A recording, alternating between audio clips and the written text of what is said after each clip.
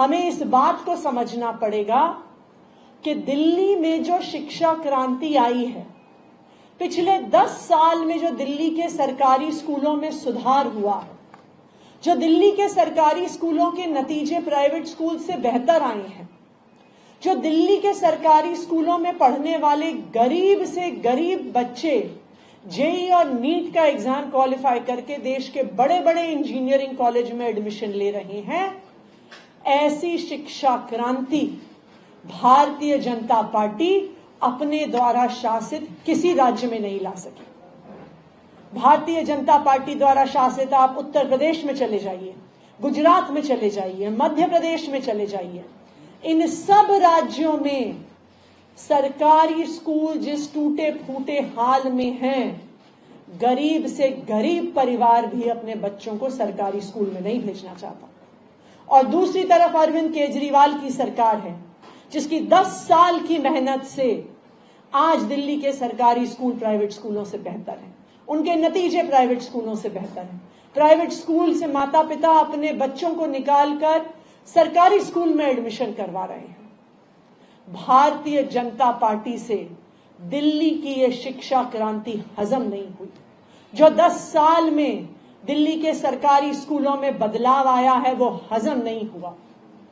इसलिए भारतीय जनता पार्टी ने षड्यंत्र रचा कि जो शिक्षक पिछले 10 साल से अरविंद केजरीवाल की शिक्षा क्रांति में शामिल हैं, जो दिल्ली के गरीब बच्चों को अच्छी शिक्षा दे रहे हैं, जो सरकारी स्कूलों को प्राइवेट स्कूलों से बेहतर बना रहे हैं, उन 10 साल से मेहनत करने वाले दिल्ली के सरकारी स्कूलों के शिक्षकों का एक बार में तबादला कर दिया जाए।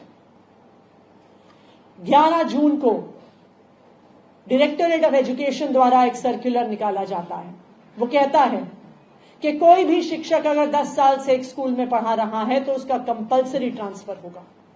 यह दिल्ली सरकार के इतिहास में कभी नहीं हुआ, यह दिल्ली सरकार के शिक्षा विभाग के इतिहास में कभी नहीं हुआ। लेकिन 10 साल से एक स्कूल में मेहनत करने वाले टीचर को कंपल्सरी ट्रांसफर का ऑर्डर निकल जाता है। 28 जून को मैं डायरेक्टर एजुकेशन को बुलाती हूं और कहती हूं इस ऑर्डर को वापस लो। 1 जुलाई को यही आदेश मैं डायरेक्टर एजुकेशन को लिखित में देती हूं, लेकिन भारतीय जनता पार्टी दिल्ली के सरकारी स्कूलों की अच्छी परफॉर्मेंस देख के सहन नहीं कर पाती और अपने एलजी साहब के माध्यम से 2 जुलाई को रात के बीचों बीच 5000 सरकारी स्कूल के टीचर्स का तबादला कर देती है।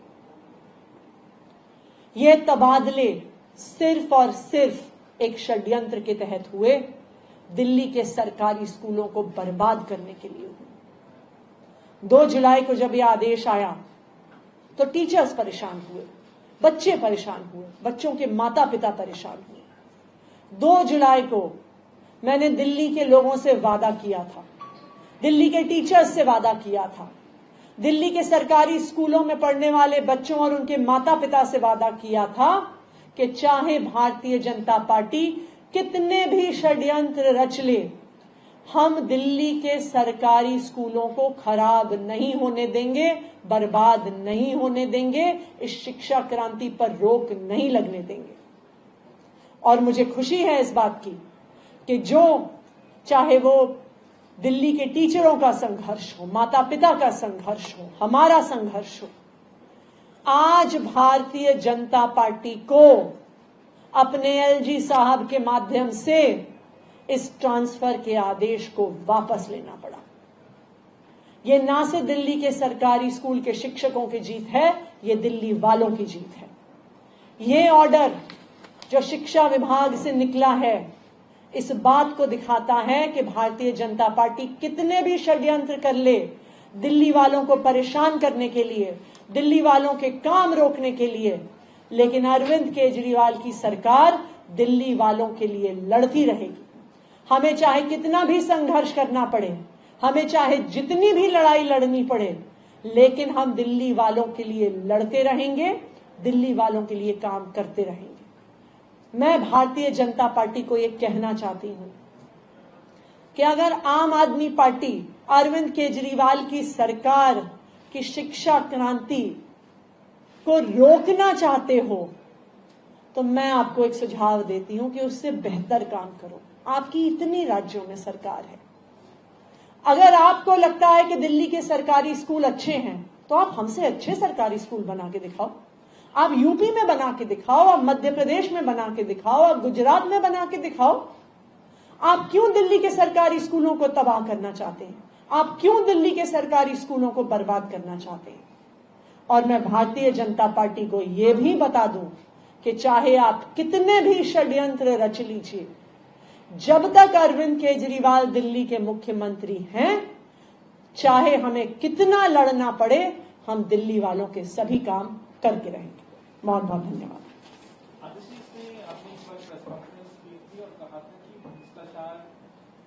की जानकारी भी है और ट्रांसफर वाले मामले में लेन-देन होने की संभावना भी है। क्या उसे लेकर आपको चीफ सेक्रेटरी की तरफ से या फिर किसी और अधिकारी की तरफ से कोई रिपोर्ट मिली है? उस मामले का क्या वो जांच को लेकर आप लोग आगे बढ़ रहे हैं? देखिए, बिल्कुल हम जांच को लेकर आगे बढ़ेंगे, क्योंकि जिस दिन से ये ट्रांसफर ऑर्डर निकला था, ये आप भी जानते हैं, मैं भी जानती हूं कि हर टीचर जिसका ट्रांसफर हुआ, एक व्यक्ति से दूसरे व्यक्ति, एक अफसर से दूसरे अफसर, कभी इस ऑफिस से उस ऑफिस धक्के खा रहा था। स्कूल में नहीं थे ये टीचर, ये धक्के खा रहे थे कि किसी तरह से इनका ट्रांसफर रुक जाए। और ये आप भी जानते हैं और मैं भी जानती हूं कि इस देश में किस प्रकार से ट्रांसफर ऑर्डर बनाए जाते हैं और किस प्रकार से रुकवाए जाते हैं। लेकिन मुझे खुशी है इस बात की कि इस भ्रष्टाचार का जो ये ट्रांसफर ऑर्डर था, जो इस भ्रष्टाचार की शुरुआत कर रहा था, उस ट्रांसफर ऑर्डर को हमारे संघर्ष से, दिल्ली वालों के संघर्ष से, दिल्ली के टीचर्स के संघर्ष से इस ट्रांसफर ऑर्डर पर अब रोक लग गई। लेकिन मैडम, वो बीजेपी के 700 सांसद मिलने गए थे, उसके बाद उन्होंने ये कहा कि हमारी मेहनत का नतीजा है, कैसा हो पाया। साजिश वो आपकी बता रहे हैं कि रातों रात इस तरह के ऑर्डर निकालने की जरूरत क्यों पड़ी थी, आखिर इन टीचर्स ने क्या बिगाड़ा था, और टीचर्स का एसोसिएशन भी मिलने गया था। देखिए, भारतीय जनता पार्टी की समस्या क्या है कि वो झूठ भी अगर बोलते हैं ना, उन्हें ठीक से झूठ नहीं बोलना था। भारतीय जनता पार्टी चाहे कितने झूठ बोले, उन्हीं के द्वारा अपॉइंटेड चीफ सेक्रेटरी ने मुझे कल एक चिट्ठी भेजी, सांसदों की मीटिंग से जस्ट पहले भेजी, और उसमें चीफ सेक्रेटरी साहब ने मुझे कहा कि ट्रांसफर पोस्टिंग जो टीचर्स की है, ये सिर्फ और सिर्फ केंद्र सरकार के परव्यू में आती है। ये उन्होंने मुझे ब्लैक एंड व्हाइट में लिख के दिया। उनके शब्द में पढ़ के सुना रही हूं आपको। The law position is duly settled that executive power in services including vigilance matters rests with the central government in terms of section 45C of the GNCTD Act. यानी केंद्र सरकार द्वारा अपॉइंटेड चीफ सेक्रेटरी ने ये लिखित में दिया है कि टीचर्स की ट्रांसफर पोस्टिंग और सारे सर्विस मैटर्स सिर्फ और सिर्फ केंद्र सरकार के अधिकार क्षेत्र में आते हैं और केंद्र सरकार के नुमाइंदे एलजी साहब के अधिकार क्षेत्र में आते हैं। तो ये बिल्कुल साफ है कि ये भारतीय जनता पार्टी का षड्यंत्र था।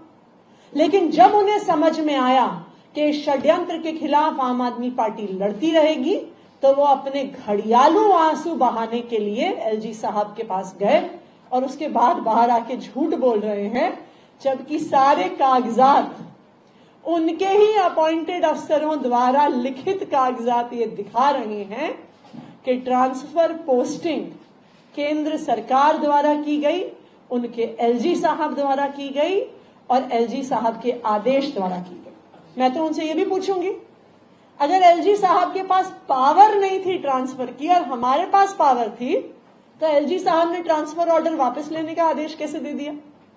उसकी पावर उनके पास कहां से आ गई? देखिए, जो सच्चाई होती है ना, उसमें बहुत ताकत होती है। सच्चाई आखिरकार पूरे देश के सामने, पूरी दुनिया के सामने आ ही जाती है। और भारतीय जनता पार्टी का ये षड्यंत्र, दिल्ली के सरकारी स्कूलों को तबाह करने का षड्यंत्र, आज देश के सामने आ गया। एक पॉलिटिकल सवाल है, बीजेपी मिशन 2025 को लेकर आगे पोस्टर भी जारी कर दिया है, इसमें मोदी जी